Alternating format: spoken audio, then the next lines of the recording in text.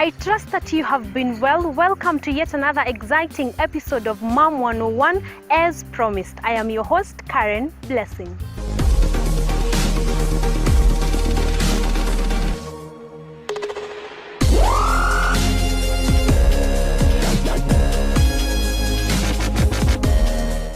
Today, I want us to talk about singularity of personality. Yes, please tell your neighbor, singularity of personality.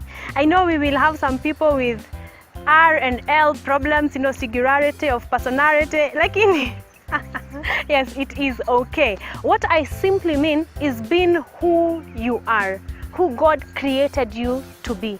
The Bible says that among 6 things that God hates is a lying tongue. It also goes ahead to say that lukewarm people, God will spit them out. Yeah, like EU. I don't know. Let me take you here. I know it is unnecessary, but just imagine the kind of things that you spit out of your mouth. They are not pleasant.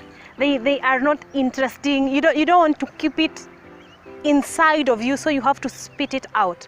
That is how much God hates double standard people. He says be hot or be cold. So if you're being bad, be bad for free.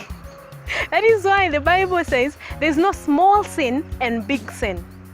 Yani, the fact that you lied to your roommate yesterday night, that you hadn't had supper and ukule chakula zake, and another person who, spent time with warm blankets, that actually will be the next Mom 101 topic. I do not want to get there. But there is no big or small lie in the eyes of God. All are lies. And the Bible says the devil is the father of all lies. So you can imagine. So, number 1, be who you are. Don't make up a character according to your environment. Don't be good in your room and pathetic in class. Be one person. Be singular in your personality. That there is that one thing which when mentioned, we know that is Karen. Or when mentioned, we know, that is Dad Manu we are talking about. Or, have a singular mind. There's a way you move, there's a way as a Christian life. I know we are growing, but maintain a singularity. We have all not reached there, trust me, none of us, hata amekaribia kufika mahali tunafaa kufika in our growth. So, but grow systematically. Don't pretend to be someone you are not. Not all of us can stand in front of a camera. Not all of us can be behind the camera. Trust me, I am pathetic there. But it is good because we grow step by step. Each day we learn a new thing, and it is okay to make mistakes. It is okay to cry sometimes. So all I want to teach us today is be who you are and be proud of it. You will be surprised, because God surprised me on this one, that everything you need is packed within your environment. God has endowed people for our benefit. Some of us are actually failing in some areas because we are not humble enough to ask for help. You know what? I am Karen, but sometimes, I trip. And I need someone to remind me, hey. Word. Kuna mahali kunafaa kusomwa word. Ama kuna meeting unafaa kuwa. But we don't acknowledge ourselves fully, such that we think only our positive attributes are supposed to be seen in there. I hope we are learning something. So, how to maintain a singular personality? Number 1, accept that you are not perfect. We are being perfected, the Bible says. So, no one of us is perfect. We will make mistakes. Oh, please, you will blunder. Please, nudge your brother and tell them you will blunder. Yani, your mysteries, they will fall in all unpleasant places. But you know what? None of us is perfect, so we have to keep trying anyway. Sisters, unajua, there is this particular meme at sister draw, whether you're drawing a door handle on your eyebrows or a banana, just draw. Because we start from there. You have to acknowledge that you are not perfect. Number 2, acknowledge that you are heading towards perfection. Yes.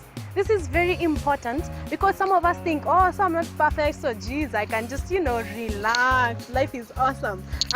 You're supposed to acknowledge that you are actually heading towards perfection. So my mistakes of yesterday will not be what I will be repeating tomorrow, because there is some process of growth that is happening in my system.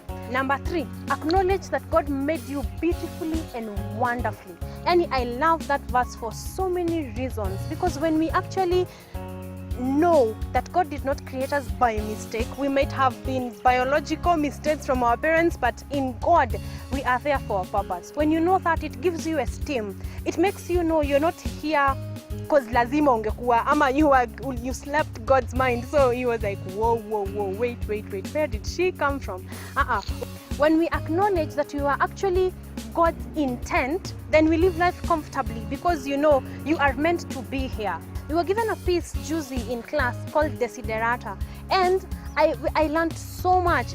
One of the lines somewhere there says, you are a child of the universe as much as trees and grass. And Yani, you are supposed to be here. You're supposed to be living life. You're not doing anyone a disfavor, by being around. You ought to be here. So I hope we have learned and are agreeing with me that we are supposed to be proud of who we are. Be proud that you can do this thing and not the other. Be proud because you are a child of God. You are a child of the universe. And you know what? The earth is waiting for your manifestation. If you agree with me, please high five your neighbor and tell them, I am proud to be seated next to you. Not to any other person, but to you specifically. Wishing you a happy life, happily living, knowing that you are God's intent and you are exactly who you were meant to be. Don't forget to leave us a comment on these various channels and tell us on any other topics that you would like us to handle before this Mom 101 journey is over or yet another pretty face takes my place. Ninawapenda sana.